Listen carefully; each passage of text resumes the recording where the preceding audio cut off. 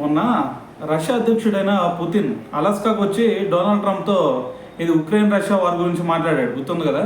అయితే ఆ ఇన్సిడెంట్కి సంబంధించి అసలు అందరూ అనుకుంది ఏంది, అసలు ఇదంతా చేస్తున్నాడు కాబట్టి ఖచ్చితంగా ఈ భేటీతో ట్రంప్కి ఒక హైప్ వచ్చింది, దాని తర్వాత మరి అతను చాలా పాపులర్ అవుతాడు అని చెప్పేసి చాలామంది అనుకున్నారు.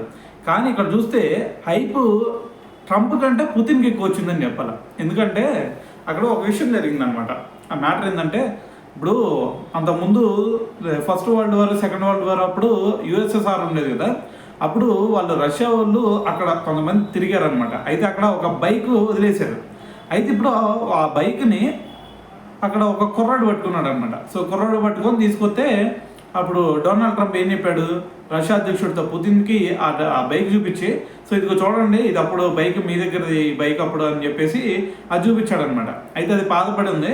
సో మరి పుతిన్ ఏం చెప్పాడు, సో ఇది పాతపడింది కదా, సో కొంచెం ఆనందించి పాతపడింది కదా, కొత్తది పంపిస్తాలని చెప్పేసి గిఫ్ట్గా పంపిస్తా అని చెప్పాడు అనమాట. అయితే ఇప్పుడు ఆ బైక్ని గిఫ్ట్గా పంపించాడు అనమాట.